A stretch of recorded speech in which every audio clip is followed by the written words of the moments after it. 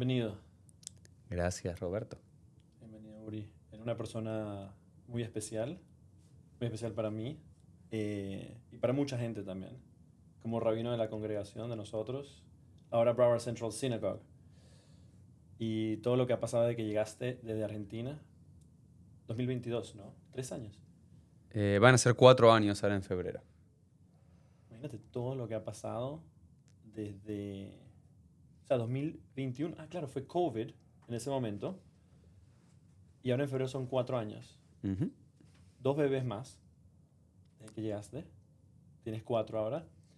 Y la congregación, o sea, la sinagoga como tal, no se ve como se veía antes. Tenemos más miembros. Escribiste un libro recientemente, ¿no? Sí. O sea, lo que tienes es una máquina del tiempo. Es el sinopsis de lo que puedo desglosar de ti. O sea, ¿cómo haces todo eso en tan solo 4 años? Eh, por un lado, creo que existe la idea de estar en el momento adecuado, en el lugar adecuado. Creo que siempre son las historias de éxito. Primero que uno siempre tiene que partir de la humildad, en decir que sí, uno aportó algo, uno tenía cierto conocimiento, cierta habilidad que pudo traer en la mesa, pero le tocó estar justo en un momento donde eso pudo generar frutos.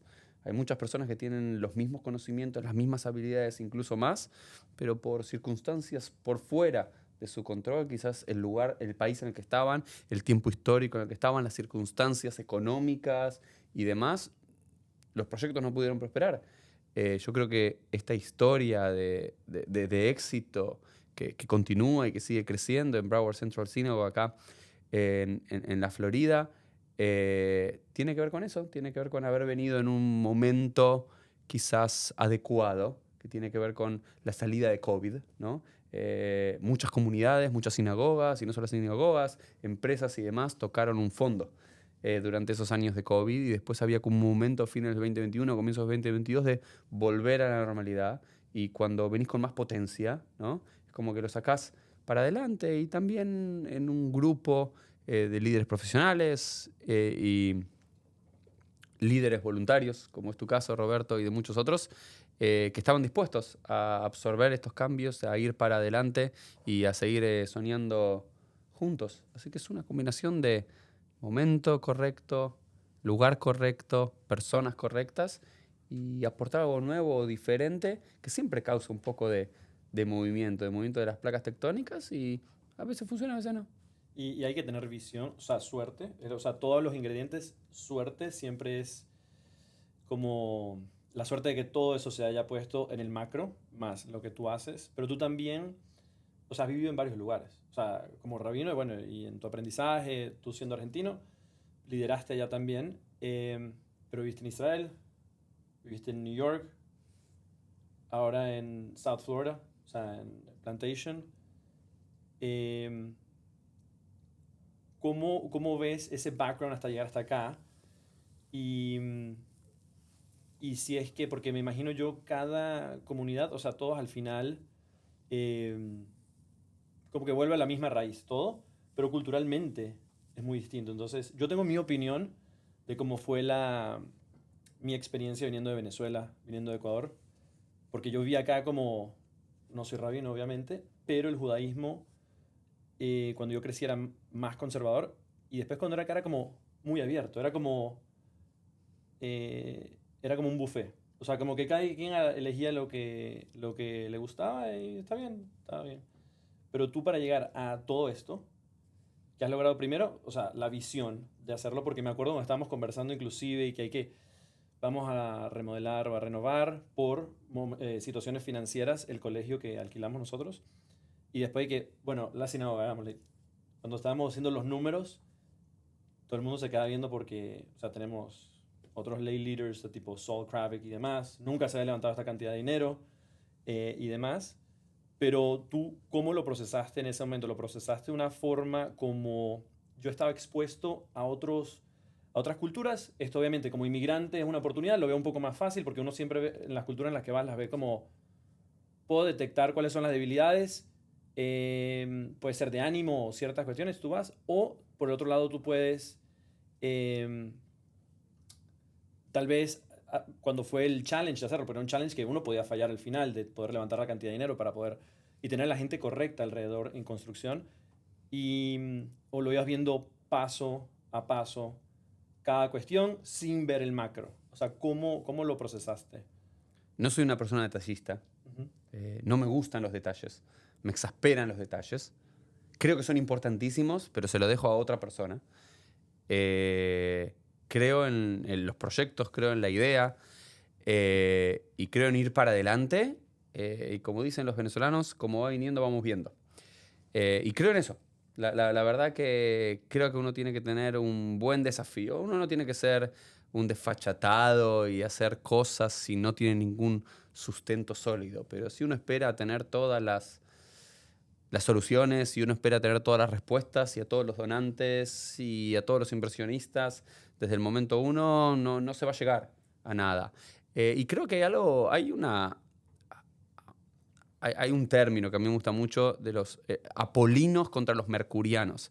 Y se habla que los judíos, como una minoría en gran parte del mundo, una minoría donde no se le permitía tener ciertos trabajos, que esos apolinos, ¿no? Los ciudadanos mayoritarios, cristianos, blancos, de un lugar tenían como lugares en el Estado o en el ejército o latifundistas en la tierra y demás, los mercurianos siempre iban buscando posibilidades económicas, nuevos trabajos, nuevas invenciones, nuevos negocios para hacer y demás. Entre eso y el ser minoría y ser extranjero, creo que me dio a mí, como parte de una cultura general, pero alguien particular dentro de esta cultura, esta posibilidad de poder destacarse. Hay algo del que viene de afuera, ya sea judío, ya sea chino, ya sea iraní, que normalmente cuando viene con cierto conocimiento y ciertas ansias de progreso, puede moverse mucho más rápido que el que nació que el local.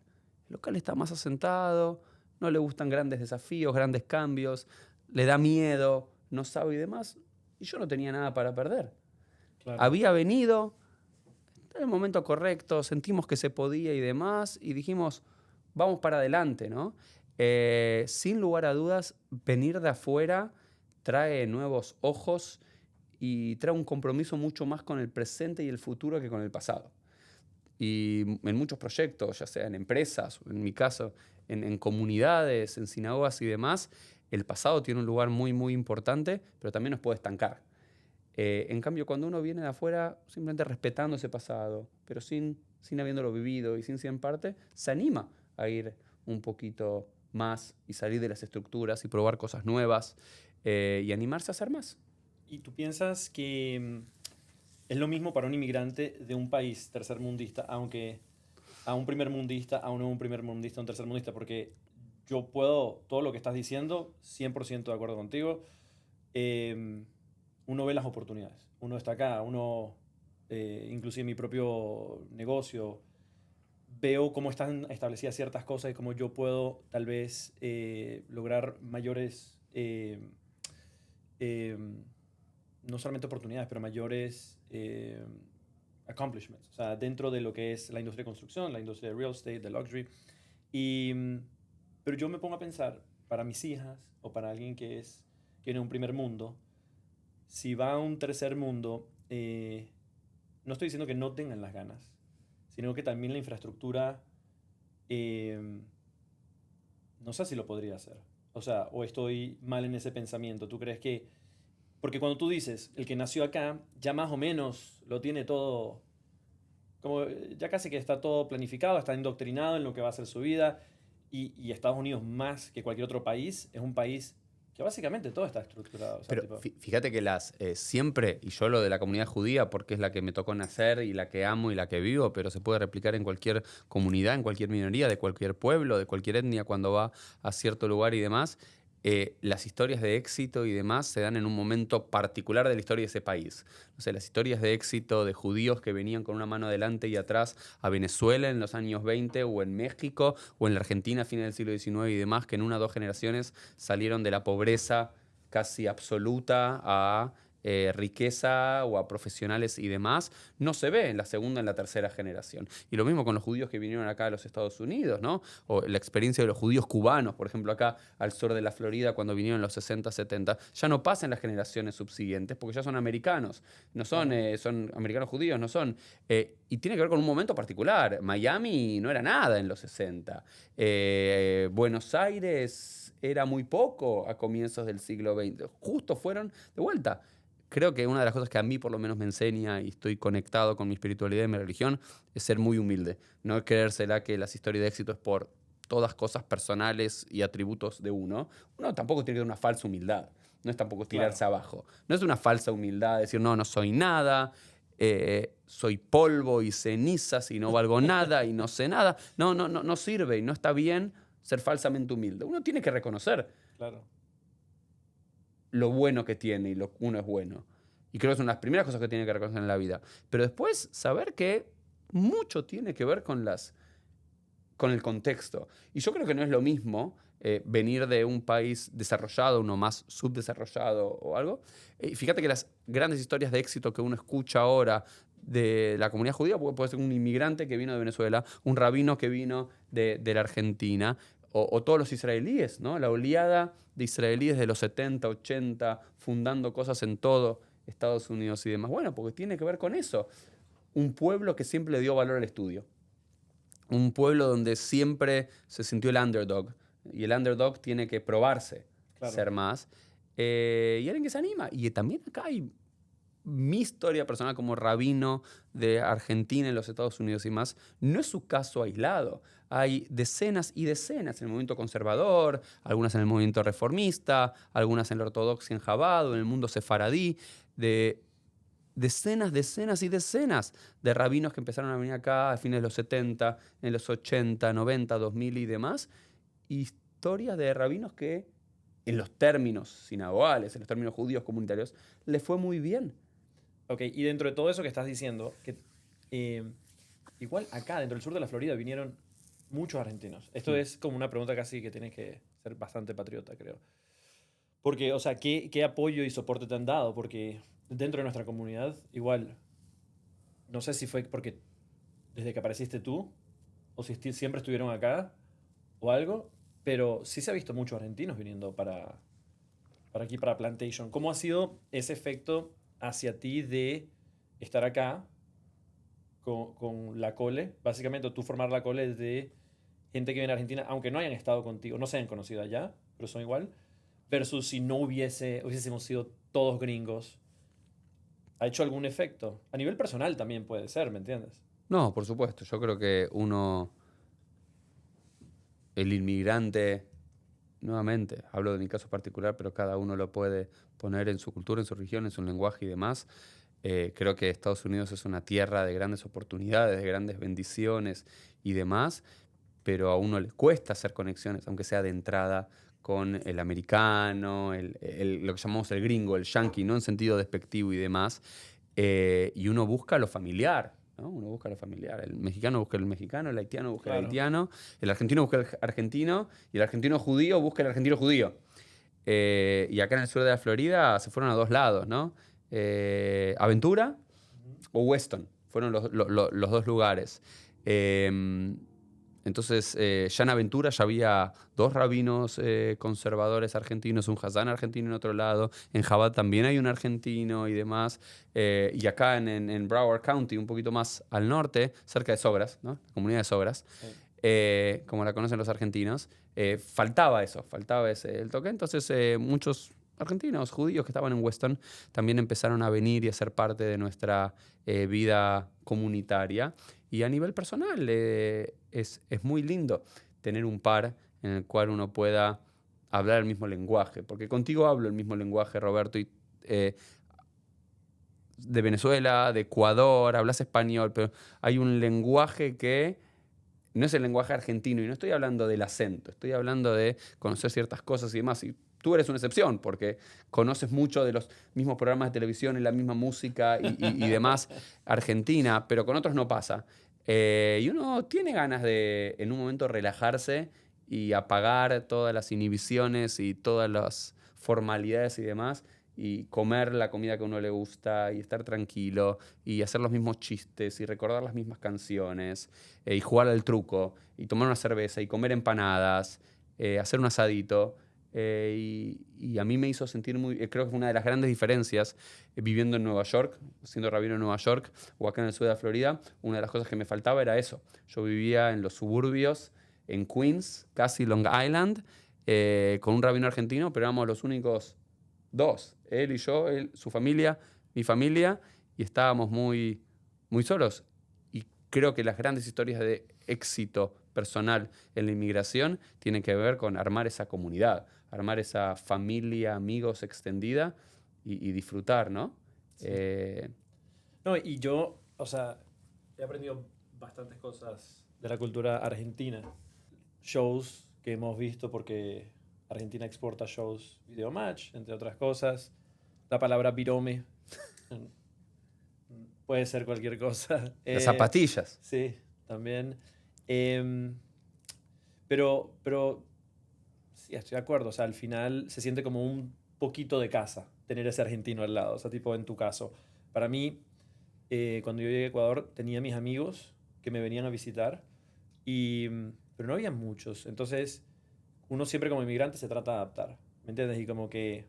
Pero siempre vas a tener... No soy psicólogo, pero me imagino que tus primeros años tienes como tu core memory, lo que extrañas y lo que te hizo sentir en un momento ese acento o esa comida, lo que sea. Ahora, hablando un poco más de lo de tu vida como rabino, porque a ver, todo lo que estamos conversando son curiosidades que tengo a nivel personal. ¿Cómo es un día típico tuyo? Y lo que me refiero con eso es más allá del trabajo, más allá de lo personal. Obviamente, tal vez me cuentas un poco de cómo es el management de todo lo que estás haciendo en la sinagoga, pero también cómo es la parte psicológica, porque creo que te lo he mencionado inclusive anteriormente. O sea, mi trabajo tiene sus complicaciones, no solamente de management de gente, sino, pero yo al final construyo, o sea, es uno más uno, y a veces tengo que lidiar con gente, con clientes, del punto de vista emocional, pero sé que eso se puede convertir en dos cosas. O sea, una es, pueden estar emocionalmente afectados porque les está costando mucho y como que puedo hacer un descuento, entonces como que es una palanca que puedo utilizar y el cliente se siente, o sea, como que le baja un poco y tal vez es escucharlos un poco más. En otro momento, o sea, tengo clientes con los que hablo todos los días y puedo estar 30 minutos, pero como rabino es infinita la cantidad de gente, request y cosas, y obviamente no tiene que contar nada de alguien en particular, pero ¿cómo es eso? ¿Cómo es tu día cuando te levantas en las mañanas y tienes que decir, obviamente estás emocionado, vas a la sinagoga, de lo que sea, tienes tu familia, es tu rutina como cualquier otra persona, pero llegas y sabes que desde el momento en que tocas la sinagoga, alguien o algo va a venir a ti que no lo tenías programado. Y es emocional. O sea, me refiero del lado como... ¿Cómo es eso? Y hoy tengo una historia que pasó hoy, hace un par de horas en la oficina y demás. Entonces, a ver, si me permitís voy a dividir la pregunta en varias cosas. No tenemos Y límite de después, tiempo, así que... yo sí. Pero lo primero es, mi día empieza estas últimas semanas en no dormir bien a la noche. Claro. Tenemos una hija nueva y demás. Si bien mi esposa toma la gran prioridad durante la noche, tampoco estamos durmiendo bien en general. Y empieza como una rutina de cualquier padre. Quiero estar involucrado en la vida de mis hijos, estar presente y demás. Levantarlos, darles el desayuno, llevarlos al colegio. Tengo la suerte y la bendición de que mis 3 hijos, que por ahora van al colegio, la cuarta todavía no va, estén en el mismo campus que estoy yo. Entonces, normalmente los llevo yo a la mañana y después hay días que tengo clases directamente, momentos de rezo, como los jueves por la mañana, o reuniones, ya sea con novios, ya sea con una familia de bat y bar mitzvah, planificando con él, no sé qué, falleció un ser querido y hay que planificar el entierro, o cuestiones administrativas que tienen que ver y demás. Pero siempre lo digo, creo que el éxito en la inmensa mayoría de todas las religiones organizadas, de todas las instituciones, de todas las empresas, tiene que ver con los recursos humanos y con las personas y con el tratamiento de las personas, digamos. No importa cuán buena pueda ser una prédica que pueda hacer para Rosh Hashanah, Yom Kippur, el Año Nuevo Judío o el Día del Perdón, si me olvidé de llamar a alguien cuando era el aniversario del fallecimiento de su padre o de su madre, no se lo van a olvidar más. No importa cuán mala sea una prédica en Shabbat, pero si estuve presente en el momento de angustia o de alegría de alguien, no se nos van a olvidar más. Y creo que lo que debería distinguirnos a los rabinos entre buenos y mediocres tiene que ver con ese contacto personal con la gente, con cuando te veo a los ojos, sentir que te estoy escuchando, no que estoy pensando en la reunión que voy a tener en una hora. O que me importa la gente, o que no solamente, bueno, vengo, doy las clases ahora, me voy, tengo esta familia, media hora, reunión de bar mitzvah, me voy. Y la gente lo nota. Vos lo notás, los congregantes lo notan, cuando uno está y el corazón está, y a veces es un problema con el tiempo. A veces no me da el tiempo, y a veces siento que estoy apurado y hago las cosas apurada y no le doy el tiempo a las personas que le quiero dar, y siento un poco de culpa, soy judío al final del día. Siento bastante culpa por no poder hacerlo, pero trato de pensar muchas veces de quizás liberar mi agenda y no estar muy apurado para tener esos tiempos de esas interacciones que van a pasar. Por ejemplo, si yo pongo una clase de 12 a 1 e inmediatamente me pongo una reunión a la 1, estoy haciendo un error porque yo sé que la gente se va a querer quedar charlando, porque la gente no viene por esa clase que voy a enseñar Mishnah, este capítulo del Tratado de Brajot. La gente viene para charlar, para aprender, para contarme algo y demás. Y sé que va a haber esos 10, 15 minutos después. Yo no puedo estar por decir, no tengo una reunión. O cosas que pasan en la comunidad, pasan en la oficina. Y creo que, digamos, y los empleados que tenemos, que están trabajando con nosotros, ya sea en la oficina, con las maestras y demás, muchas veces son como desmerecidas en la comunidad. Uno se preocupa por los congregantes, esos que pagan la membresía o que dan donaciones, y la verdad que estos empleados tienen cosas y tienen cuestiones, y creo que mi trabajo rabínico tiene que ver también con escucharlos, dar mi opinión, estar presente y acompañarlos a ellos también. Y creo que sí, creo que la palabra central judía es hineni. Aquí estoy, ¿no? Creo que lo que la gente más necesita es un rabino o un CEO que le importan las personas. Sí, te importa ganar plata, sí me importa enseñar Torah y que la comunidad crezca y que no haya 1000 familias, que haya 2000 familias, pero para mí el foco es esto. Si yo no sé el nombre de las personas, ya no estoy sirviendo como rabino. Si yo no sé el nombre de todos, y vos me conocés, sí, Roberto, ajá, y sé que es una de las cosas que le gusta a la gente, y no es que lo hago simplemente porque sé que le gusta, creo que es lo correcto. Cuando ya perdemos el equilibrio de no saber, estoy dando la clase a 20 personas, ya hace 2, 3 semanas, yo tengo que saber el nombre de todos ellos. No puede ser que después tenga que preguntar, ¿y cómo se llama? No. Hay algo, porque eso, uno se olvida del contacto humano. Y la gente viene a buscar a la sinagoga, o incluso cuando viene a comprar una casa, quizás. No viene solo por los ladrillos, viene por el contacto humano y esa relación y sentirse acompañado en el proceso. Y creo que muchas veces como rabinos perdemos ese eje, como comunidades perdemos ese eje. Creo que es el gran problema sobre el crecimiento, donde pensamos en números y no en nombres. Y creo que se pueden hacer las dos. No sé lo que digo, no, hay que hacer algo chiquito, de nicho, para 100 familias, para conocer. No, yo creo que se pueden hacer las dos, pero hay que dejar el corazón y a veces es complicado manejar la familia y los tiempos de mi esposo y la necesidad de mi esposo y las necesidades de mis hijos y mis necesidades personales y las necesidades de la comunidad. A veces siento que hay un balance más balanceado y a veces creo que hay un desbalance y me lo hacen saber. Y yo me lo reconozco. Y está bien. Pero tú, por ejemplo, anotas, o sea, antes de ir a una clase, tú revisas la lista y te acuerdas de cada una de las personas. Tienes una preparación antes y durante el día me imagino tienes tu agenda, tienes tu calendario, pero si algo sucede durante el día, o sea, después de estas clases, los 10, 15 minutos que está después, viene uno de los estudiantes o participantes, como lo llamen, y te cuenta algo, te lleva a un lado y te cuenta una cosa. Tú lo anotas o te acuerdas.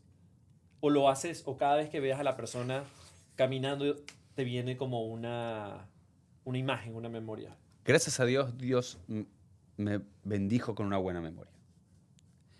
Me dijo con una buena memoria, digamos, tengo buena memoria.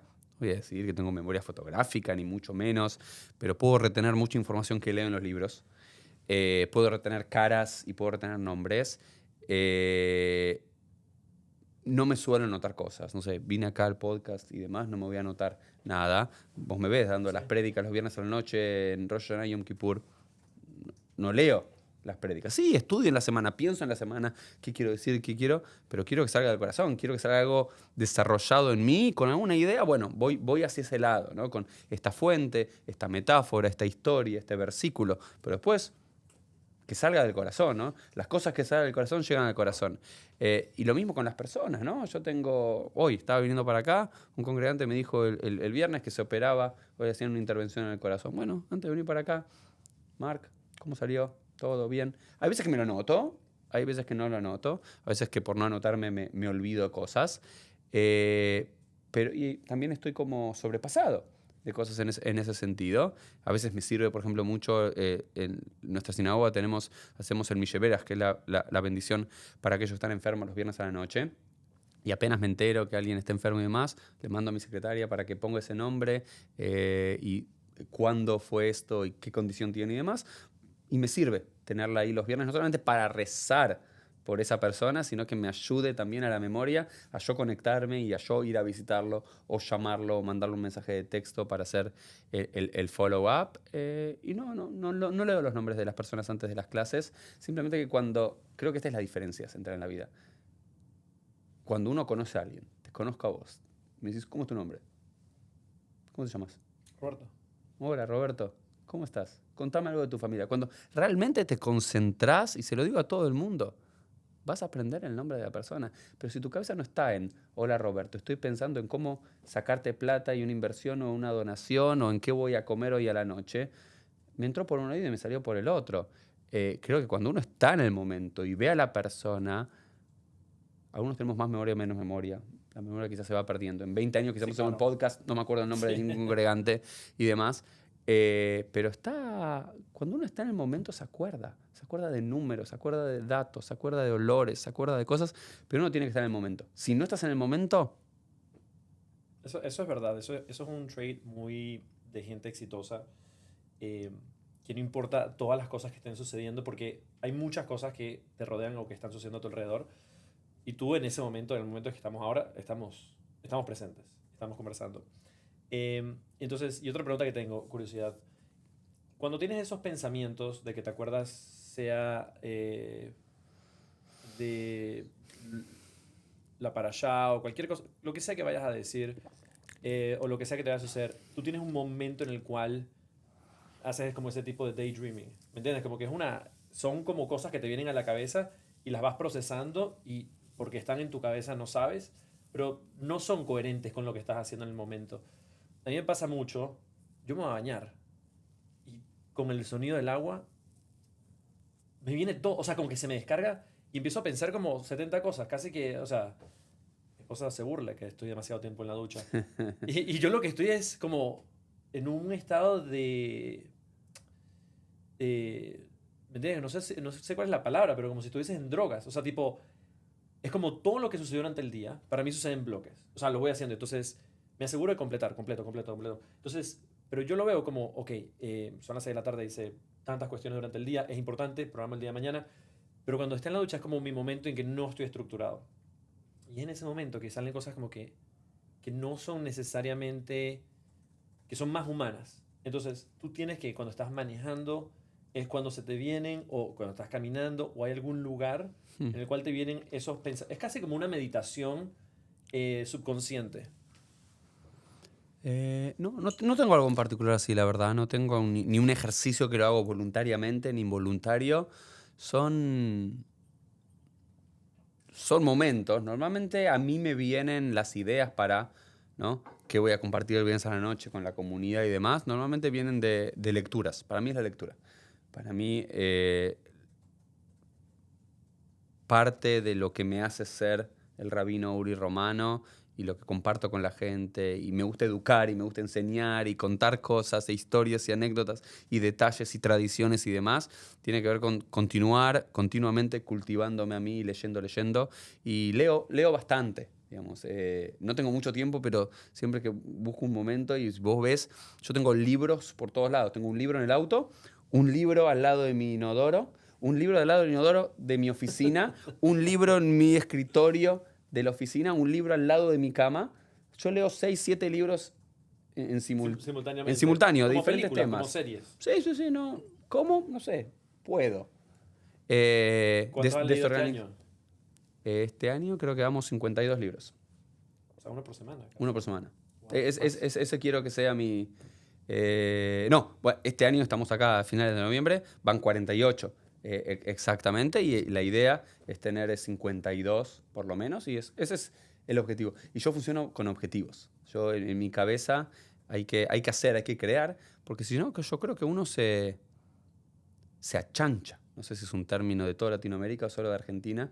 Uno se achancha. ¿Qué es? ¿Cómo se deprime? No, la achancha es como se flojea, se deja, flojea, sí. se deja llevar como... Y, digamos, en la tradición judía decimos, el que no avanza retrocede.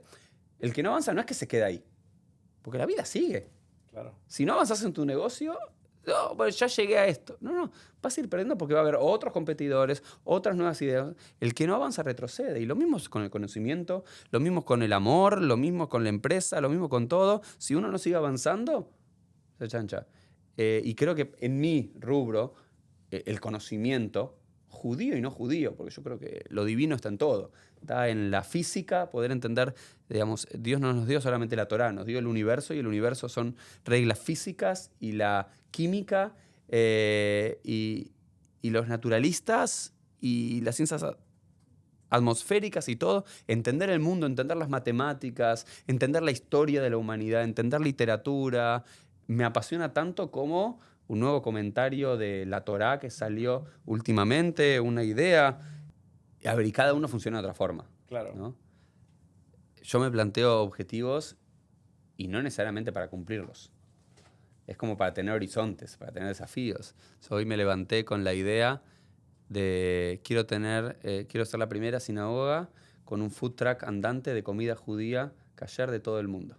Y lo llamé al chef de la comunidad también, otra locura que hicimos en estos años. Acá todas las comunidades norteamericanas normalmente tenían un caterer. Caterer es una empresa que cocinaba en una cocina y venía y te cobraba cientos de dólares por darte 2 schnitzel y 2 papas, y alguien que te servía un coffee. Y dije, no, necesitamos tener a un chef que esté en la cocina de la comunidad, haciendo la vianda para todos los chicos en el colegio, cuando tenemos un desayuno de trabajo o algo, o una cena de Shabbat, algo, y crear en base a eso.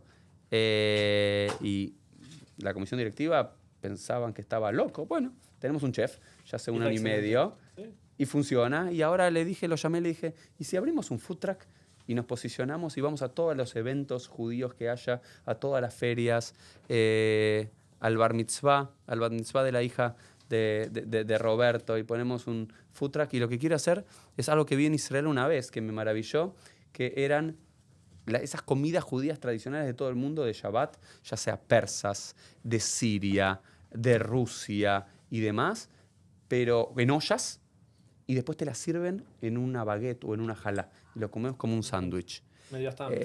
Y eso quiero, y que cada 6 meses vaya cambiando el menú, ¿no? Y que haya 2 comidas ashkenazim, 2 comidas sefaradim, 2 comidas israelíes, así con toques modernos, y servido en sándwich. No hacer el food truck de falafel o de shawarma que hay en todo. No, porque hoy, ¿qué? Comida israelí, comida judía, shawarma y falafel. No es. Hay una variedad bárbara. Y no sé, Pero así es como funciona mi cabeza. ¿Y en qué momento Hoy- se te ocurrió eso? ¿En la mañana? Hoy, en un momento, no sé qué, dije, quiero un food truck. No, está buenísima la idea. Y No es después mala la idea. me contacté con alguien que justo quería hacer una donación para la comunidad, algo que estaba conectado con la comida, una cocina. Dije, no quiero hacer una cocina, quiero hacer un food truck. Bueno, entonces ahora, y después, nada, el chef y qué permisos se necesitan y Tengo demás. una persona que es excelente para eso. Perfecto. A Matt Bogdanov. Sí, seguro. Él va a estar ahí cocinando, él va a estar ahí cocinando. No, pero me encanta. Vamos a hacer un segmento que se llama Rapid Fire Questions. ¿Cómo se diría Rapid Fire Questions en español? Ping ¿Cómo? pong de preguntas y respuestas. Ok. Ping pong. Ping pong. Ping pong porque es rápido. Ahí tenemos que jugar ahora. Para eso viniste nada más. ¿Cuál es el mayor mal que tú creas para los humanos del siglo XXI? ¿Y cómo va la humanidad a salir de eso? El individualismo, la soledad, redes sociales y la realidad virtual. Todo eso junto. No como cosas separadas. Creo que todo eso junto es un caldo de cultivo para muchos virus. El individualismo de solamente el yo antes que el nosotros, y en la tradición judía el nosotros va antes que el yo. La soledad, el sentirse deprimido, el no poder conectarse con otros. Y en la comunidad judía la comunidad va antes que las necesidades de la comunidad van, y vivimos en comunidad, no vivimos solos. La realidad virtual, con todas las cosas buenas que tiene y un podcast que podemos hacer y aprender y conectarse con gente de todo el mundo y demás, si solo nos quedamos en eso, o gran parte de nuestra vida pasa en eso, creo que es un gran peligro. Y nuevamente ahí creo que la comunidad judía y la historia judía y la filosofía judía y la religión judía van al rescate, donde nos tenemos que juntar. El minyan es en persona. Estoy en contra de cualquier esta idea del minyan, del quórum mínimo judío que se puede hacer online. No sé, en el COVID eran momentos excepcionales, difíciles y demás. Claro. Ok, pero acá volvé a la sinagoga, salí, agarré el auto, vení caminando, corré, lo que fuese, pero vení al lugar, al encuentro físico. Conectate, mirá a las personas acá. Yo creo que este tema que y aparte va creciendo a pasos agigantados, ¿no? El individualismo que lleva a la soledad que lleva a la desconexión, a vivir la vida atrás de una computadora y demás. Hay que aprovechar un poco de todo eso, pero después romperlo y salir al encuentro del otro. Y ahora, ¿cuál en lo que es el modelo Chabad? O sea, ¿qué podemos aprender de ellos o cómo lo comparas con otros modelos? Yo creo que es una historia de éxito y una historia de entrega. Y justo hace poco ponía en Twitter, ahora X, Sí. que tengo muchas opiniones sobre Chabad. No todas las cosas me gustan, pero una de mis opiniones es que soy un admirador de su entrega y su dedicación y su devoción. ¿Quién quiere ir como rabino a Katmandú, al medio de Nigeria? Al medio de lugar, no sé, en ese sentido yo soy un poquito egoísta. Me vine acá al sur de la Florida porque es un muy lindo lugar, no solamente para tener una comunidad, sino para crear una familia, para vivir y demás. No sé si me iría al medio de las Amazonas, pero hay uno que está ahí, entonces hay algo de esa entrega, esa devoción por el uno a uno, por generar la diferencia y demás, que a mí me parece envidiable. A mí me parece envidiable. Hay otras cosas que no me gustan. El modelo corporativista de todos iguales, nos vestimos todos iguales, predicamos todos iguales, tenemos a un ídolo en común indiscutible y demás. Cosas que no comulgo, pero sí puedo ver de vuelta. Muchas veces digo, Chabad es el McDonald's del judaísmo. Podemos decir que McDonald's quizás no es la comida más sana, pero en cualquier lugar del mundo que vas, sabes lo que esperas Claro. y lo tenés. Y las otras comunidades judías no la tienen. Ni la conservadora, ni la reformista, ni la ortodoxa ashkenazí, ni la sefaradí. Vas a lugares en medio de la nada de vacaciones y está ahí Chabad y te ofrece alguna experiencia para Shabbat y Kashrut. Creo que hay muchas cosas para emular y creo que hay que concentrarse en eso. Dentro de la comunidad judía, dentro de todo, y ver lo bueno que tienen. Lo bueno que tienen y copiarlo. Sí, claro, las cosas buenas. Las cosas buenas hay que copiar, ¿no? Sí, Y hay que hacerlo sin miedo. Claro, No podemos parecer muy parecidos. Si es bueno y no lastima a nadie, andá y hacelo. claro. Ahora, ¿Jerusalén o Miami? Tel Aviv. Es como la Jerusalén con Miami, porque Claro. tenés judaísmo, tenés Israel, tenés hebreo, tenés algo de Torah, pero tenés la playa, tenés ahí la Sí, Tayelet, la peatonal. sí. Tel Aviv es especial. O sea, tipo, desde de la combinación de todas esas cosas que tienes. Sí. Sí. O sea, todos los lugares, o sea, en Israel, pero Tel Aviv, como es una metrópolis, tienes todos los restaurantes, tienes todo. Em, Pero se Jerusalén, vive el judaísmo, se claro, respira Israel y demás. claro, 100%. Pero bueno, acá, a ver, claramente vivimos en un estado, la Florida, que en estos momentos se puede decir con orgullo, judío y sionista y demás, que no en otros lugares de Estados Unidos se puede hacer, y especialmente acá en el sur de la Florida en particular, en Broward County en particular, en Plantation en particular, no sé, siempre se dice que Miami es la capital de Latinoamérica. Creo que el sur de la Florida se está convirtiendo en la capital del judaísmo fuera de Israel. Como fue Nueva York y está todavía, hoy en la memoria es Nueva York. Nueva York es en la memoria. Y va a ser, en la memoria va a estar el centro neurálgico del judaísmo desde fines del siglo XIX hasta la década del 70 fue Nueva York. Yo creo que en los próximos 15, 20, 30 años va a ser el sur de la Florida. Yo estoy de acuerdo.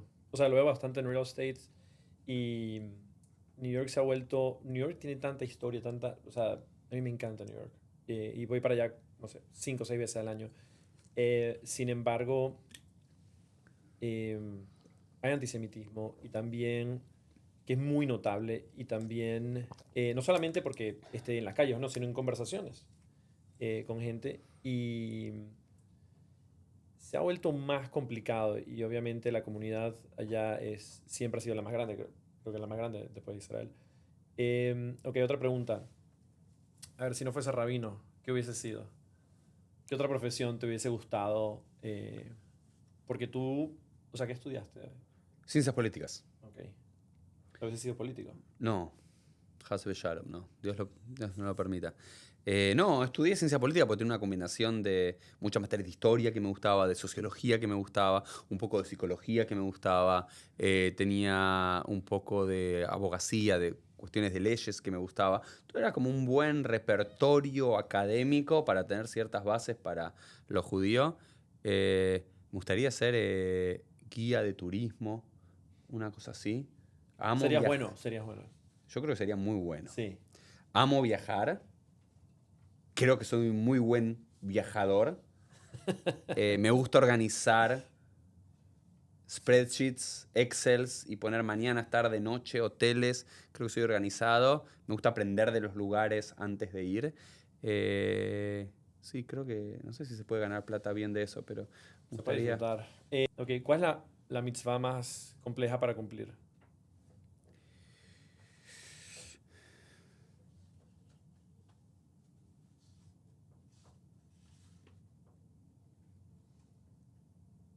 Amarás a tu prójimo como a ti mismo. Es la más difícil, ¿tú crees? Y yo creo que cumplir Shabbat o comer kasher o rezar son más fáciles porque son objetivas, empiezan y terminan. Realmente amar al prójimo como uno ama a sí mismo, creo que es un gran desafío. Honrarás a tu padre y a tu madre. Esas son las categorías de las mitzvot que a mí me parecen de los mandamientos más difíciles en serio. No hacer la yona ra, no hablar mal de otros, o hacer habladurías, o esos chistes y demás. Son difíciles y son las cosas que todos transgredimos, ¿no? El Talmud dice, casi ninguno es asesino, muy pocos son ladrones, pero todos cometieron la yona ra, habladurías. Y creo que hay mucha verdad en esa idea. Creo que son esas mitzvot que tienen que ver con el día a día, tan constantes y tan difíciles, porque todos nos hemos tentado a hacer un chiste o hablar de alguien o atrás de alguien y demás, y vos lo hiciste y yo lo hice, y todo lo que están viendo y escuchando también lo hicieron. Y creo que son mitzvot como para dar un horizonte, ¿no? Para decir toda mi vida nunca hablé mal de otro, nunca hice una habladuría. Me parece algo imposible desde lo humano, pero te tienen que dar un horizonte por lo menos que cuando lo haces, algo te tiene que molestar acá y decir, quizás me tengo que Sí, como controlar tú un poquito piensas. más, quizás no hacerlo del todo o ponerse muy mal porque uno lo hizo, tampoco me parece que es la Claro, respuesta. claro. Pero creo que todas esas mitzvot es ser un poco más consciente de las cosas que hacemos. No dejar de hacerlas del todo, ponerse un obsesivo, extremista, no sé. No es mi camino del judaísmo, pero sí ser más consciente. Estoy de acuerdo y tal vez uno puede pensar en la consecuencia de. Eh, ok, ¿quién es una persona en tu vida que tú admiras o que piensas que hizo parte de como un rol muy importante y en el cual, a ver, piensas, yo a veces pienso de la forma en la que llevo mi día o actúo y en esos pequeños momentos, porque todo es objetivo, objetivo, objetivo todo el día, en, digamos, 4 personas distintas que digo, me estoy comportando con esta persona, pero no porque lo quiera hacer o no, sino como que es muy eh, palpable en si soy un poco cómico, si soy serio o si ejecuto muy rápido. Las tengo. Hay una persona en particular que para ti eh, tú dices claramente este fue mi role model o que tú admiras. No tengo una sola, así en mi mente vienen 3, 4 personas también. Una es mi rabino de toda la vida que murió hace unos años durante COVID, el rabino Baruch Plavnik. Veo muchas cosas que me gustan de mí y que no me gustan de mí, la veo en él. Ese es uno, sin lugar a dudas. El otro es el rabino Manes Kogan, que fue el rabino con el cual trabajé en Nueva York, que me hizo cambiar mucho. Mi forma de ser rabino, mi forma de actuar, mi forma de pensar, mi forma de predicar, forma de observar. Es alguien que admiro mucho también. Y en mi vida personal tengo mi tío más querido, Edu. También muchos ven mucho de él en mí y yo veo mucho de mí en él. No, nada del mundo rabínico y demás, ateo absoluto, Ujú. hombre de negocios y demás, pero hay algo que veo y lo admiro mucho por desde dónde vino y lo que pudo construir y demás. Eh, Esas son personas así. Y después, bueno, eh, lecturas, ¿no? Pero no personas que conocí y que Claro. tengo un vínculo o que tuvo un vínculo. O sea, tienes un autor o un libro. Tienes un libro que más bien te hizo en algún momento, tal vez, no sé si pensar distinto. Yo recuerdo, yo tenía en la universidad, estudié comunicaciones, y nosotros estábamos leyendo un libro por semana, era lo que leíamos. Y aprendí a leer muy rápido. Y el profesor era argentino. eh, y él escribió un libro, nos hizo leer su libro. Y no sé si al final la historia fue verdad o no, pero era que él viajaba a Budapest. Hizo toda la cuestión. Y fue un libro que me quedó, tal vez porque lo conocí él en persona Hmm. y sabía que él era autor acá. Entonces, que yo después de leer ese libro, yo viví ese libro. O sea, Hmm. yo me acuerdo que cuando terminé ese libro en particular, yo sentí que yo estaba en Budapest. Fue como, entonces, tal vez no tiene que ser algo, o puede ser que sí, algo que te haya cambiado por completo, em, pero tampoco tiene que ser tan dramático si no lo fue. No, es que yo no soy una de esas personas dramáticas. Yo no soy de esas personas que tuvo ese. No, no es que elegí ser rabino, mi creencia en Dios o mi observancia o algo que es, uy, porque me encontré con esa persona o escuché una vez a esta persona o leí este libro y me transformó la vida o tuve esta experiencia casi cercana a la muerte. Eh, No, no, no. En lo personal nunca experimenté ninguna de esas cosas. Tampoco creo mucho en esas cosas. Creo más en la rutina, en la constancia y en lo que somos se va solidificando con muchos encuentros de personas, con muchas lecturas, con muchas experiencias y demás, sino con una vez. Ay, escuché esa palabra y no, no, no, no soy Sí, yo. No juzgo, pero no soy yo. Tengo muchos autores y depende del año. Sí, tengo libros que, o sea, ahora estoy muy metido con, hay un autor chileno llamado Benjamín Labatut, que escribió 3 libros en los últimos años. Me pareció fascinante cada uno de los libros. Nada que ver con el judaísmo, ninguno de ellos, pero me fascinan. Eh, una autora, Woolf, se llama Andrea Woolf, que escribió 2 libros también. Nada conectados con el judaísmo. Stephen Zweig, me gusta mucho ese autor judío. ¿Te gusta la sustancia o la forma en la que escriben? La sustancia. Ok. La forma de escribir ayuda mucho. Ayuda. La forma de escribir ayuda mucho, pero busco más la sustancia, ¿viste? Siempre cuando se dice entre la forma en lo que se dice y lo que se dice, yo siempre me quedo mucho más en lo que se dice. Aunque lo diga de una forma no muy linda, si lo que dice tiene sustancia espectacular, y aunque hable hermoso, pero después decís, ¿y qué hago con esto? Bies. Sí, claro. A mí no me te queda. sirve nada, A mí no claro. me queda eso que endulza y hay muchos rabinos y predicadores y políticos que hablan muy lindo y cosas. ¿Y después qué? A mí me gusta la sustancia, por supuesto. Estos autores creo que tienen una pluma que es maravillosa. Nada, me gusta leer, muy variado. No tengo un libro que me cambie la vida. Creo que son peldaños en lo que soy hoy. Y hay libros para cada momento. Sí, yo a veces, cuando empiezo a leer un libro y veo que no es la forma, la tonalidad, es para mí al menos, cierro el libro. O sea, ni siquiera quiero saber la sustancia, porque para mí es ¿cómo se llama? Hay tantos libros y hay tantos autores que si hay un libro que no te gusta, No, creo que uno le no hace está... falta talento. No es necesariamente, creo que puedo notar el talento y creo que eso tal vez, pero más allá de eso, ok, tal vez la última pregunta, ahora sí. Em, tú, o sea, como hoy en día eres joven, pero años atrás, tú y yo éramos, yo soy un par de años tan solo menor que tú, pero nosotros éramos middle age men, ¿no? A este punto. Hmm. ¿O no? O sea, tipo, pero tú analizando, y me aseguro que lo has hecho, en algún momento, y te ves 20 años de aquí en adelante, ¿hay algo de lo que sabes tú ahora que tal vez, de una forma teórica, supiese en el futuro, em, que quisieras más bien que la persona del futuro sepa, porque todo el mundo tiene inseguridades a medida que vas en la vida? Y ahorita tienes confianza porque eres middle age, pero eres joven, y que le quisieras recordar a esa persona que tuviese, ¿qué será? 56, 20 años. Mira qué 56. bien que estoy con la matemática.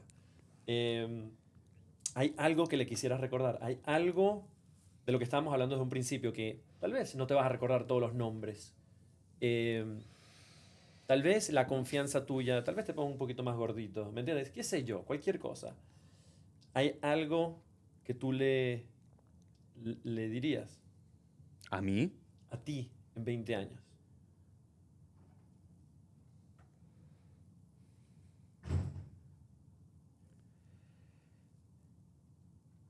No tengas peleas innecesarias.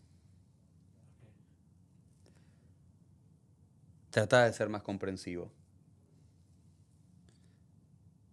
Hay cosas que vale la pena gastar unos dólares más y que no cause una discusión. Eh,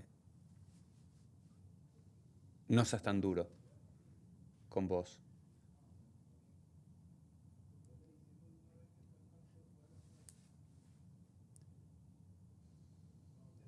Y no te apures tanto. Todas esas cosas son cosas que tú en este momento obviamente te autoanalizas y que igual te las estás criticando ahora. Hmm. Yo hago a veces ese ejercicio. Tú sabes, todos mis cumpleaños, yo en mi teléfono tengo un video mío hablándome a Roberto cuando tenga 45, que serán 7 años. Y lo llevo haciendo ya varios años. Y cuento un pequeño resumen de lo que está sucediendo en ese momento en mi vida, las cosas buenas, las cosas malas. Y no lo veo, no los he visto, lo tengo en una carpeta, no los veo hasta que tenga 45 años. Y, o sea, el tema siempre, porque cada persona tiene como un momento o una especie de balance distinto. Y yo cuando pienso en mi persona en 45, tal vez porque yo pienso en que esa persona va a ser mucho más balanceada y mucho más tranquila, le digo, como sigue empujando, sigue siendo como que no te rindas. O sea, como que mi underline, como mi inseguridad es que en algún momento vaya a ser complaciente, que vaya a ser chancha, sino como que no te rindas, sigue adelante. Y al menos eso es lo que me estoy acordando de los videos. Pero igual, gracias por compartir. Gracias por la invitación.